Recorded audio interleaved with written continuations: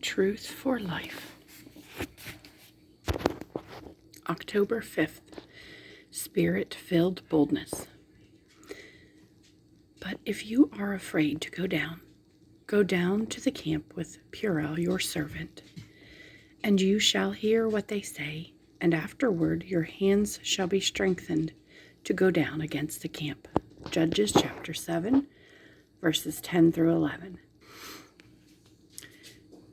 It is always easier to hang back in fear than to move forward in faith. Easier, but never better.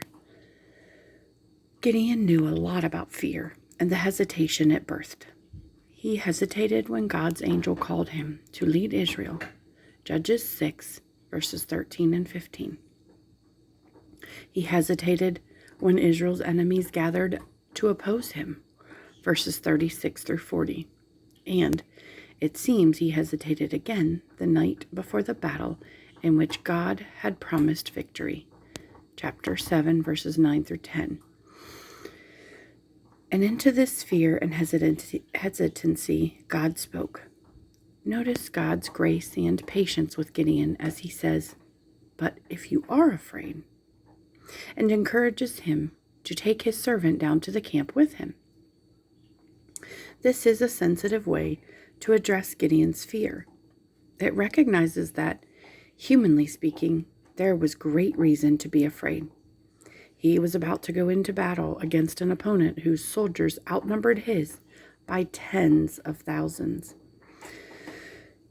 God didn't rebuke him for his fear. Instead, he gave him a reason to be confident. Like Gideon, we need such kind words from our Lord. We are often slow to remember that we can cast all our cares on him. 1 Peter chapter 5, verse 7. We can lay down all of our burdens and fears at his feet. We are permitted to come to him and say that we don't know what to do. And his response is always filled with grace and sensitivity towards us. What makes this story even more beautiful is Gideon's response to God's gentle suggestion. During his discreet visit to the enemy camp, he overhears two men discussing a dream, which one soldier interprets as meaning that they will fall under the sword of Gideon because God has given into his hand Midian and all the camp. Judges chapter 7, verse 14. When Gideon hears that and realizes that God has indeed gone before him to do what is impossible for him to do alone, what does he do? He worshiped. Verse 15. There's such wealth contained in that response. Facing impossible odds, but assured of God's promise, this fearful, fragile, unlikely leader poured out his heart in praise, and then utilized his God-given courage to rally his troops. His boldness came from a private, secret moment between him and the Lord.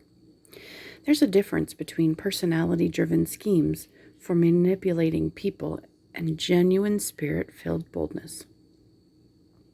One is produced on a purely human plane and is apt to crumble.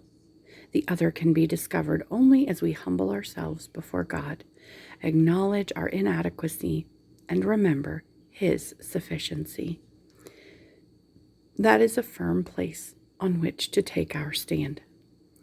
The antidote to fear isn't to think more highly of yourself, as so many claim. It's to think more highly of God. It's to trust in God's enablement, which can grant you a holy, humble boldness beyond compare.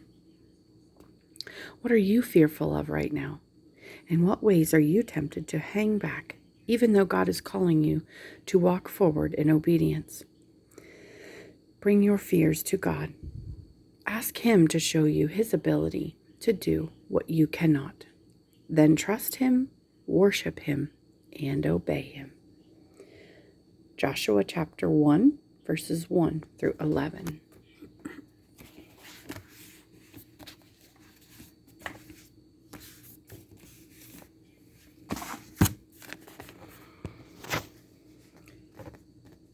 God commissions Joshua. After the death of Moses, the servant of the Lord said to Joshua, the son of Nun, Moses' assistant, Moses, my servant, is dead. Now therefore arise, go over this Jordan, you and all the people, into the land that I am giving to them, to the people of Israel. Every place that the sole of your foot will tread upon, I have given to you, just as I promised to Moses.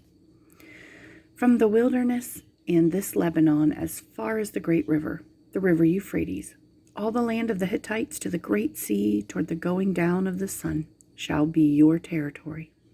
No man shall be able to stand before you all the days of your life. Just as I was with Moses, so I will be with you.